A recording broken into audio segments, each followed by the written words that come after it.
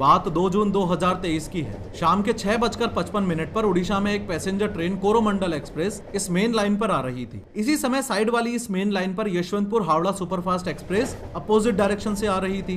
दोनों ही ट्रेन में सब कुछ नॉर्मल था। लोको पायलट्स अपना काम कर रहे थे और यात्रीगण अपनी यात्रा का मजा ले रहे थे। यहाँ 2 लूप लाइंस भी हैं और इन दोनों ही लूप लाइंस पर मालगाड़ियां खड़ी हुई थी। कोरोमंडल एक्सप्रेस के लोको पायलट को सिग्नल ग्रीन मिला, इसलिए वो अपनी फुल परमिसिबल स्पीड यानी 128 किलोमीटर/आवर की रफ्तार से आगे बढ़ रहा था। लेकिन इस जगह जहां ट्रेन अपनी पटरी बदलती है, जिसे रेलवेज की लैंग्वेज में पॉइंट बोला जाता है, इस जगह कुछ ऐसा हुआ कि कोरोमंडल एक्सप्रेस अपनी पटरी से उतर गई, पलट गई, मालगाड़ी के ऊपर चढ़ गई। कुछ डिब्बे दूसरी मेन लाइन पर भी फिक गए, जिसकी वजह से साइड से गुजर रही यशवंतपुर हावड़ा सुपरफास्ट एक्सप्रेस के पीछे के 2 डिब्बे इन डिब्बों से टकराए और वो भी डिरेल होकर फिक गए। हम इस वीडियो में पॉलिटिक्स नहीं पेलेंगे कि रेल मंत्री को इस्तीफा देना चाहिए या नहीं, या राहुल और ममता को इस मुद्दे पर राजनीति करनी चाहिए या नहीं, बल्कि हम इस वीडियो में अपना फोकस इस पटरी बदलने वाली जगह यानी पॉइंट पर रखेंगे। 3D एनिमेशन की मदद से ये समझेंगे कि रेलवेज मिनिस्टर अश्विनी वैष्णव ने जिस इलेक्ट्रॉनिक इंटरलॉकिंग सिस्टम को इस एक्सीडेंट का जिम्मेदार बताया। इलेक्ट्रॉनिक इंटरलॉकिंग की बात है। इलेक्ट्रॉनिक इंटरलॉकिंग में जो चेंज किया जिसके कारण ये दुर्घटना हुई, वो इलेक्ट्रॉनिक इंटरलॉकिंग सिस्टम एग्जैक्टली है क्या, और ये भी समझेंगे कि रेलवेज बोर्ड्स के सीनियर्स के हिसाब से ये इलेक्ट्रॉनिक इंटरलॉकिंग सिस्टम अगर फेल प्रूफ सिस्टम है, ठीक है, अगर फेल भी हो गया तो सिग्नल लाल हो जाएगा, मतलब गाड़ी रोक दो। बेसिकली अगर फेल हुआ तो उसमें फेल सेफ सिस्टम है, फेलियर कंप्यूटर समझता है, लॉजिक समझता है। तो यहाँ सीधा जाने का ग्रीन सिग्नल होते हुए भी कोरोमंडल एक्सप्रेस लूप लाइन की तरफ कैसे मुड़ गई? कैसे ये सदी का सबसे बड़ा रेल हादसा बना? कैसे 1100 लोग घायल हुए और 288 लोगों ने अपनी जान गंवाई? और कौन इस बालेश्वर ट्रेन एक्सीडेंट के लिए जिम्मेदार है?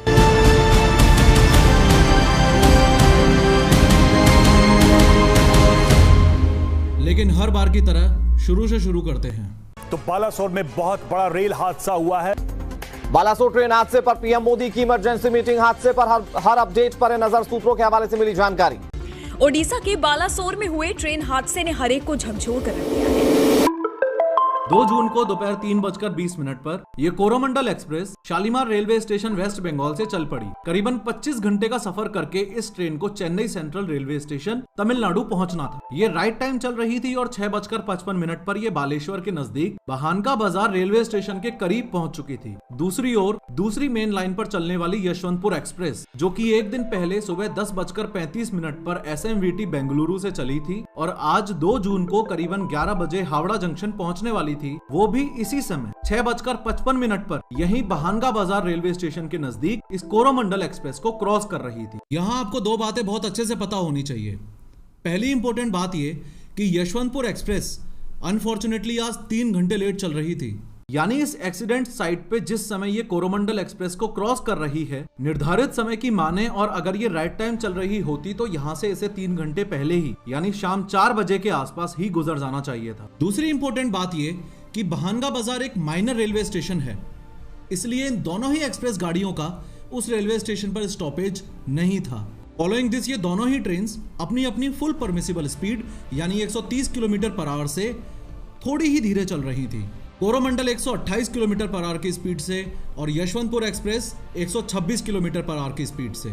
आपने ये नोटिस भी किया होगा कि जिस माइनर स्टेशन पर किसी ट्रेन को नहीं रोकना होता, उस स्टेशन पर से ट्रेन को जानबूझकर फुल स्पीड पर निकाला जाता है ताकि पैसेंजर्स जबरदस्ती चढ़ने की कोशिश ना करें। खैर, एक्सीडेंट के रीजन को समझना ऑलमोस्ट इम्पॉसिबल है अगर इन ट्रेन ट्रैक्स को अच्छे से ना समझ पाए तो। देखो, एक्सीडेंट साइट पर ये 4 ट्रेन ट्रैक्स मौजूद थे। इसमें से ये बीच वाली जो दोनों पटरियां एकदम सीधी जा रही हैं, इनको बोला जाता है मेन लाइन, और ये जो 2 छोटी पटरियां आपको साइडों में दिख रही हैं, इनको बोला जाता है लूप लाइंस। लूप लाइंस को आसान भाषा में आप ऐसे समझो कि ये साइड देने के लिए बनी है। इसका मतलब ये कि इसी पटरी पर अगर मालगाड़ी जा रही है और इसी सेम पटरी पर पीछे से राजधानी एक्सप्रेस आ रही है, तो राजधानी एक्सप्रेस को आगे भेजने के लिए मालगाड़ी को थोड़ी देर के लिए लूप लाइन में ले जाकर खड़ा कर देंगे और राजधानी अपनी सेम मेन लाइन से होते हुए सीधी सीधी फुल स्पीड में आगे निकल जाएगी। 2 जून को शाम को जिस दिन एक्सीडेंट हुआ, उस दिन इस वाली लूप लाइन में और उस वाली लूप लाइन में दोनों में ही मालगाड़ियां खड़ी हुई थी और at the same time Coromandel express और यशवंतपुर एक्सप्रेस अपोजिट डायरेक्शन में मेन लाइन से गुजरती हुई एक दूसरे को क्रॉस कर रही थी। ट्रेन को मेन लाइन से लूप लूप लाइन में घुसाने वाली इस जगह को पॉइंट बोला जाता है। आसान भाषा में बताऊं तो ये वो जगह है जहां ट्रेन की पटरी बदली जाती है। ये पटरी इस पॉइंट मशीन की मदद से बदली जाती है।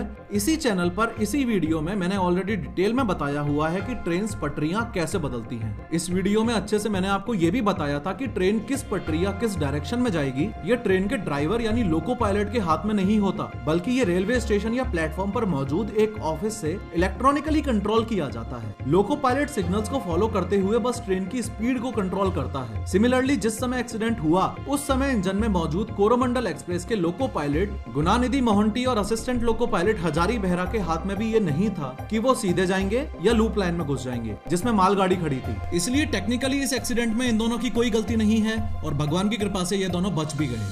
अब मुझे पता है आप क्या सोच रहे हो कि इस ट्रिपल ट्रेन एक्सीडेंट में उस बंदे की गलती है जिसने पॉइंट मशीन के थ्रू ट्रेन की पटरी का डायरेक्शन लूप लाइन की तरफ कर दिया। लेकिन यह सब इतना हलवा नहीं है कि किसी इंसान की मर्जी पड़ी और उसने पटरियों का डायरेक्शन चेंज कर दिया। इसी जगह आपको इलेक्ट्रॉनिक इंटरलॉकिंग सिस्टम को ध्यान से समझने की जरूरत है। हाँ, वो ही इलेक्ट्रॉनिक इंटरलॉकिंग सिस्टम जिसको रेलवेज मिनिस्टर अश्विनी वैष्णव ने इस ट्रिपल ट्रेन एक्सीडेंट का और 228 लोगों की मौत का जिम्मेदार बताया है। इलेक्ट्रॉनिक इंटरलॉकिंग सिस्टम को आप ऐसे समझो कि इसका काम है ये इंश्योर करना कि सब कुछ सही है, या दूसरे शब्दों में यूं कह लो कि इंसानी गलती की वजह से होने वाले एक्सीडेंट को रोकना। ये कुछ ऐसे काम करता है कि एक्सीडेंट से कुछ सेकंड्स पहले कोरोमंडल एक्सप्रेस यहाँ पहुंच चुकी थी। अब पॉइंट के इस जस्ट पास वाले सिग्नल को बोला जाता है होम सिग्नल। इस होम सिग्नल को ग्रीन या फिर येलो स्टेशन मास्टर अपने ऑफिस से तब ही कर सकता है जब उसको इलेक्ट्रॉनिक इंटरलॉकिंग सिस्टम की तरफ से मंजूरी मिल जाए, अदरवाइज सिग्नल हमेशा रेड ही रहेगा। और इलेक्ट्रॉनिक इंटरलॉकिंग सिस्टम मंजूरी देने से पहले दो फैक्टर्स को चेक करता है। सबसे पहला फैक्टर ये कि पॉइंट मशीन ने इस पॉइंट को किस डायरेक्शन में मोड़ रखा है, या यूं कह लो कि ट्रेन किस दिशा में जाने वाली है। और दूसरा फैक्टर ये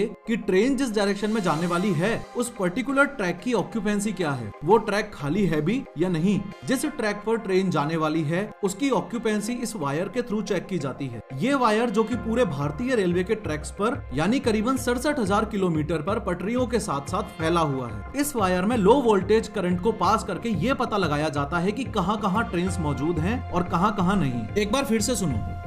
It is supposed to be tamper proof. It is supposed to be error proof. उसका एग्जैक्ट वर्ड बता देता हूँ। हाँ, It is called as fail safe system. It will fail on a safer side.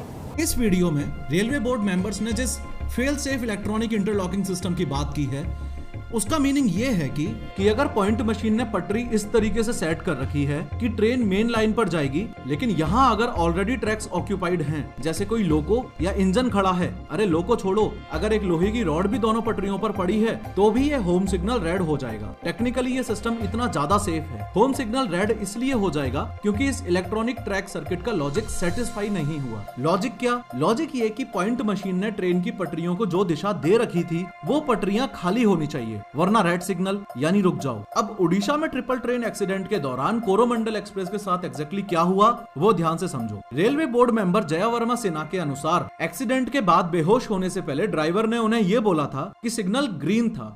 वहां से हम लोगों ने जो ड्राइवर था कोरोमंडल का उससे बात की, उससे पर्सनली बात की।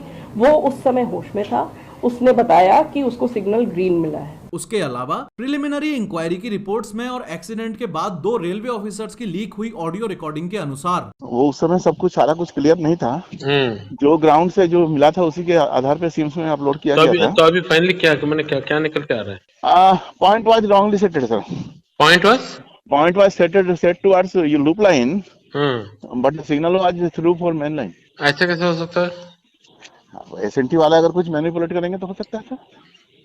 नहीं, but did they were they doing any job at that time? कुछ काम हुआ था ना, कुछ काम हुआ था वहाँ पे। हमें यह पता चलता है कि पॉइंट मशीन ने ट्रेन की पटरी का डायरेक्शन लूप लाइन की तरफ कर रखा था। बस यही दिक्कत हुई है। इलेक्ट्रॉनिक इंटरलॉकिंग सिस्टम के हिसाब से ये असंभव है जब तक इलेक्ट्रॉनिक इंटरलॉकिंग सिस्टम के साथ में छेड़छाड़ ना की जाए। और रेलवेज मिनिस्टर अश्विनी वैष्णव जी ने यही बोला था। इम्पॉसिबल इसलिए है क्योंकि कोरोमंडल एक्सप्रेस के केस में भी इलेक्ट्रॉनिक इंटरलॉकिंग सिस्टम के लॉजिक्स कुछ इस तरीके से डिसाइडेड थे कि पहले पॉइंट मशीन के द्वारा सेट किया गया ट्रेन की पटरी का डायरेक्शन चेक किया जाए, जो कि लूप लाइन की तरफ था, और लूप लाइन की ऑक्यूपेंसी चेक की जाए। और ऑक्यूपेंसी चेक करने पर मैं आपको बता चुका हूं कि यहाँ पर मालगाड़ी खड़ी हुई थी, तो इस होम सिग्नल को रेड होना चाहिए था, लेकिन ड्राइवर के हिसाब से होम सिग्नल तो ग्रीन था। तो 100 बात की एक बात ये निकल के आती है कि इलेक्ट्रॉनिक इंटरलॉकिंग सिस्टम के साथ छेड़छाड़ हुई है। अब इलेक्ट्रॉनिक इंटरलॉकिंग सिस्टम के फेल सेफ होने के बाद भी 228 लोगों की मौत के पीछे और इंडियन रेलवेज के इस तीसरे सबसे बड़े एक्सीडेंट के पीछे 3 पॉसिबल रीजंस हो सकते हैं। सबसे पहला रीजन अनजाने में। रेलवे बोर्ड मेंबर्स ये मानते हैं कि एक्सीडेंट साइट के आसपास किसी कंस्ट्रक्शन के काम के दौरान बिना परमिशन लिए खुदाई करते वक्त अगर किसी ने इंपोर्टेंट वायर काट दिया हो गलती से, तो ये भी इलेक्ट्रॉनिक इंटरलॉकिंग सिस्टम का फेलियर हो सकता है। दूसरा रीजन काम चोरी।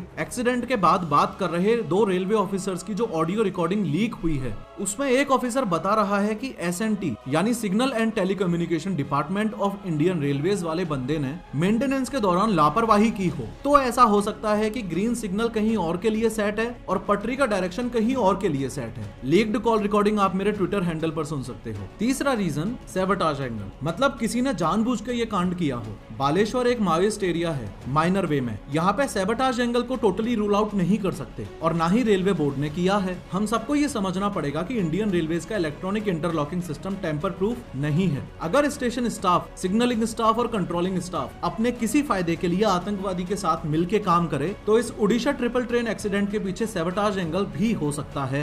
एनीवेज, CBI इंक्वायरी शुरू हो चुकी है, लेकिन एज अ पब्लिक हमें इस बात का खास ध्यान रखना है कि समय बीतने के साथ साथ हम इस ट्रिपल ट्रेन एक्सीडेंट को भूलें नहीं। माना कि एक्सीडेंट साइट पूरी तरह से नष्ट हो चुकी है, इसलिए इन्वेस्टिगेशन में थोड़ा सा टाइम लग सकता है, लेकिन एक दिन सरकार को प्रेस कॉन्फ्रेंस करके ये जवाब देना ही पड़ेगा कि इस ट्रिपल ट्रेन एक्सीडेंट के पीछे किसका हाथ था। और मोस्ट इंपोर्टेंटली, ऐसा एक्सीडेंट दोबारा ना हो उसके लिए गवर्नमेंट ने और इंडियन रेलवेज ने क्या स्टेप्स लिए। अगर इन क्वेश्चंस के आंसर्स नहीं मिलते हैं तो इंडियन रेलवे सेफ नहीं है। 2 जून को कोरोमंडल एक्सप्रेस की बारी थी, क्या पता अगली ट्रेन अपनी हो। मैं अपने personal channel Kishore Singh uncut पर एक डिटेल्ड वीडियो के अंदर आपको यह समझाऊंगा कि CBI इंक्वायरी के रिजल्ट्स क्या रहे, कवच सिस्टम इस एक्सीडेंट को क्यों नहीं रोक पाता और 40 लोग इस ट्रिपल ट्रेन एक्सीडेंट के अंदर बिना इंजरी के कैसे मर गए। लिंक पिंड कमेंट और डिस्क्रिप्शन दोनों में है, तो जरूर सब्सक्राइब कर लेना। फिलहाल इस वीडियो पे क्लिक करके 3D एनिमेशन की मदद से समझो कि ट्रेन्स पटरियां कैसे बदलती हैं।